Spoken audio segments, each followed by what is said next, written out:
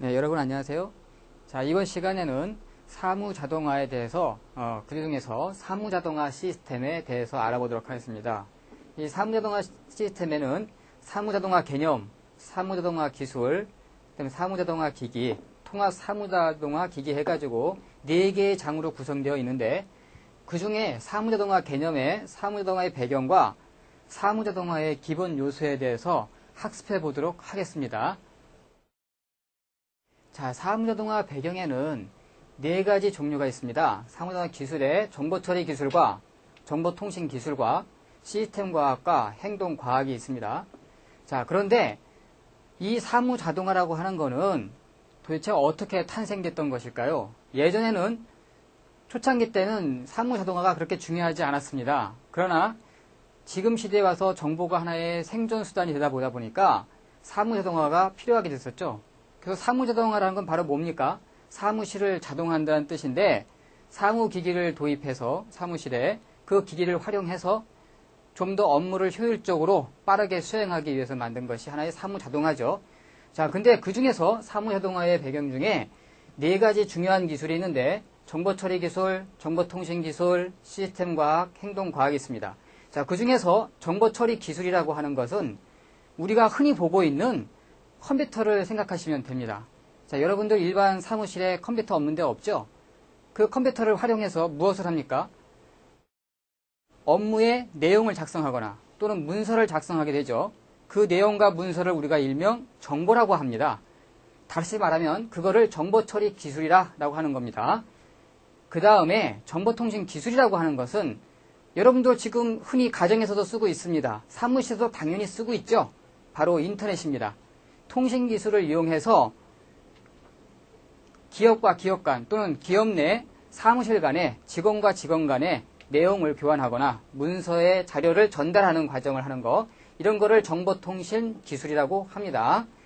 그 다음에 가장 중요한 게 시스템과학과 행동과학인데 가장 생소한 단어이기도 합니다.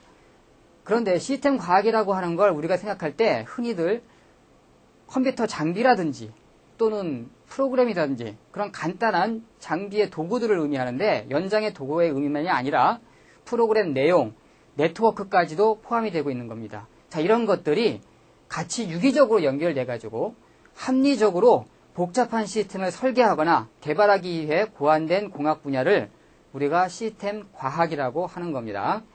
자, 그 다음에 행동과학이 있습니다.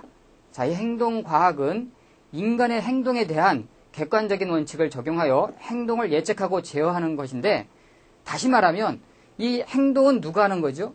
바로 내가 하는 겁니다.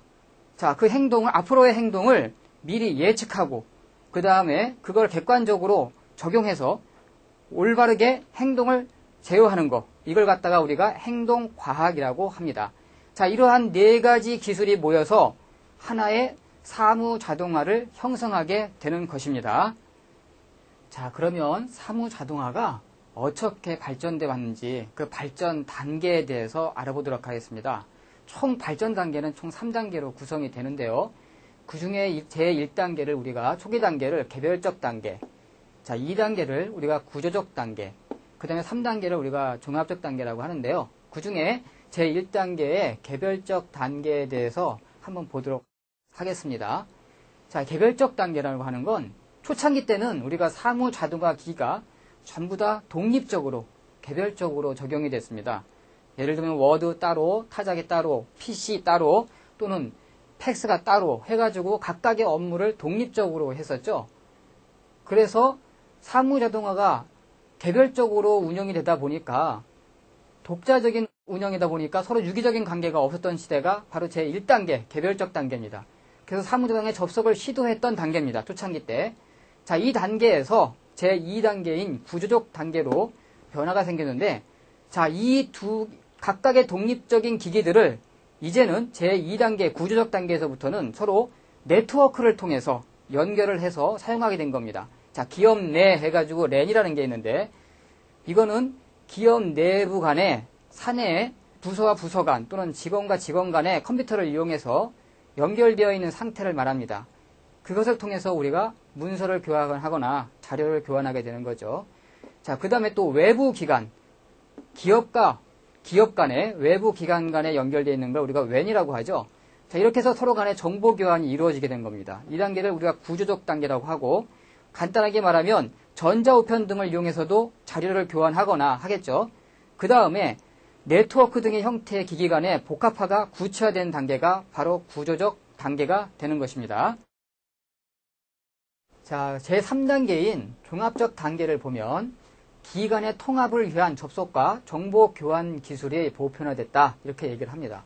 자, 그 뜻은 뭐냐면 1단계의 개별적 단계와 2단계의 구조적 단계를 통해서 기기 간에 서로 이제 네트워크를 통해서 연결이 이루어졌죠. 자, 이러한 연결이 이루어진 기술을 가지고 이제는 좀 더 사무 자동화 시스템을 기획하고 통제하고 운영 유지할 수 있는 관리하는 단계까지 만들어진 것이 종합적인 단계라고 볼 수가 있습니다. 자, 그래서 기업 간의 경영정보 시스템, 의사결정 시스템이라든지 전사적 자원관리 또는 홈쇼핑, 재택근무 등 인공지능, 인터넷 쇼핑 등이 현실화된 단계가 바로 종합적인 제3단계가 되겠습니다.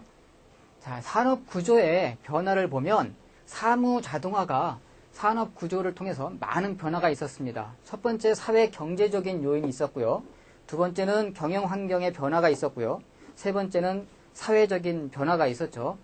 사회 경제적인 요인으로 본다면 예전에는 농업하고 공업 중심의 사회에서 지금은 정보 중심의 사회로 바뀌게 되었던 것입니다. 지금은 예전처럼 농업과 개인적인 자급자족의 시대가 아니고 그 다음에 정보, 즉 기업 간에 서로 간의 경쟁을 유도하는 단계죠. 그래서 기업 간에 좀 더 유리한 고지에 올라서야만 그 기업이 생존하고 살아남게 되는 것입니다. 그렇게 하다 보니까 정보가 중요하게 된 것이죠. 이 단계가 지금 현재의 단계에서 정보 중심의 사회로 발전됐다라는 거. 그 다음에 두 번째는 경영 환경의 변화에 대해서 보도록 하겠습니다. 경영 환경이 어떻게 변화됐느냐? 이제 시대가 국제화되고 고도화됨에 따라서 정보를 좀 더 효율적으로 관리할 필요가 있게 됐습니다. 자, 예를 들어서 요즘에 인터넷상에서 홈쇼핑도 있고 많이 있죠. 자, 그 쇼핑몰도 우리 여기 국내에서뿐만 아니라 외국에서도 직접 구매할 수가 있습니다. 자, 이렇게 국제화되고 또 고도화되고 복잡화됨에 따라서 경영 환경의 변화가 많이 생겼고 이것을 관리할 필요가 있게 된 것입니다. 그 다음에 사무실의 생산성 향상과 경영 체질에 강화하기 위해서 정보가 효율적인 관리가 필요하다, 이렇게 돼 있죠. 당연히 생산성이 향상이 돼야만 사무 자동화가 이루어졌다고 할 수가 있겠죠.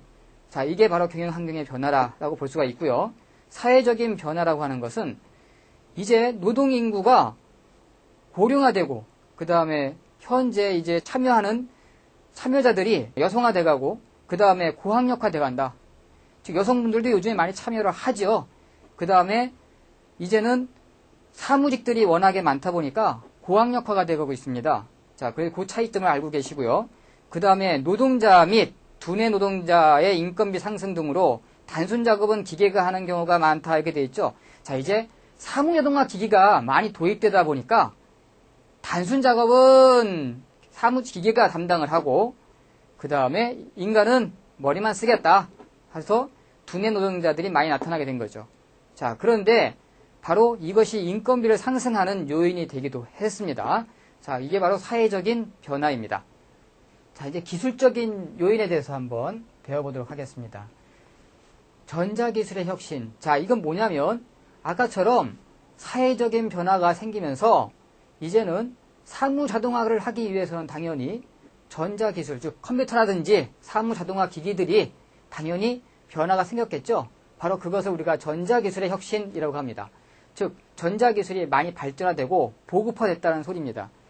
컴퓨터가 대중화되고 그 다음에 통신기술이 보편화되고 사무정보기기도 이제는 대량 보급이 됐습니다. 그 이유는 컴퓨터가 요즘에는 여러분들 알겠지만은 각 가정에 최소한 한 대씩 이상은 다 갖고 있는 것 같습니다. 그리고 또 하나 인터넷을 활용해 가지고 여러분들이 원하는 많은 정보들을 얻을 수가 있죠. 즉 통신기술이 보편화되고 그러다 보니까 사무정보기기들이 가격이 다운되고 내려가다 보니까 사무정보기기가 당연히 대량 보급화 되겠죠.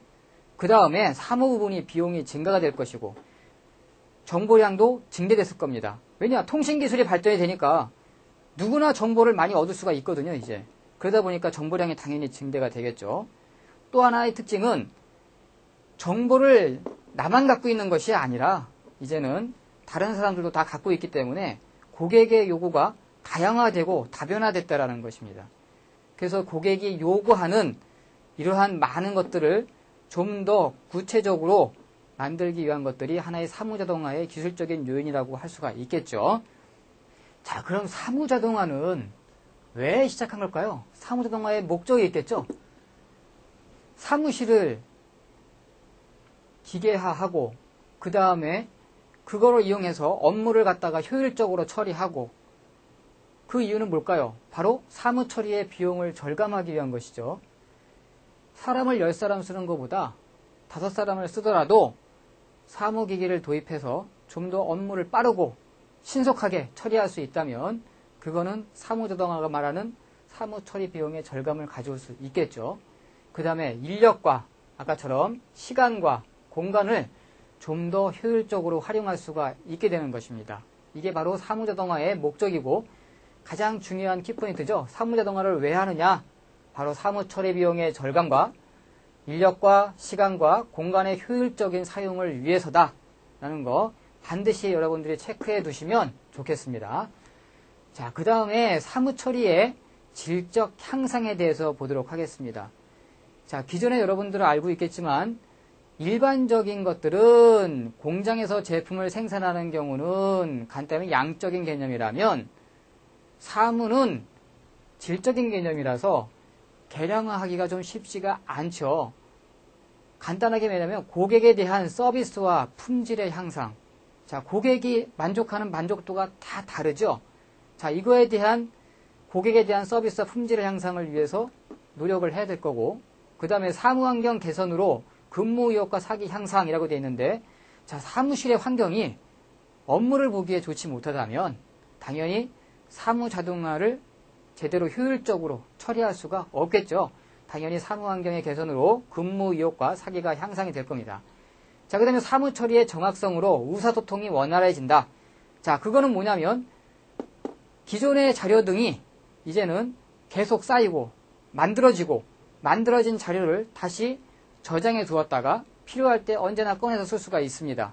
자, 이거는 정보량을 쌓아뒀다가 필요할 때 언제든지 꺼내서 쓸 수 있다는 뜻은 그만큼 사무 처리를 하기 위한 내용들이 정확성이 커지고 그 다음에 서로 간에 아까처럼 전자우편이라든지 그걸 활용해서 의사소통이 이루어질 수가 있죠. 자, 이런 것들이 원활해졌다 라고 보시면 됩니다. 자, 그 다음에 업무 영역의 확대 및 만족도가 증가 이렇게 되어 있습니다.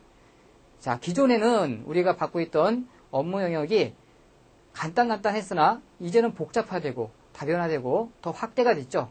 또한 만족도도 많이 증가가 됐습니다.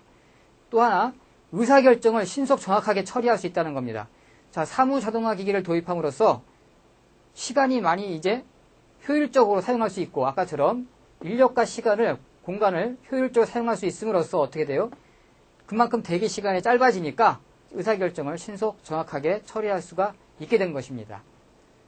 자, 그러면 사무자동화의 진짜 궁극적인 목적은 뭘까요? 간단하게 말하면 기업의 생산성 향상이죠. 사무 부분의 지적 생산성 향상일 겁니다. 자, 그 이유는 왜 지적 생산성이냐면 얘기했던 것처럼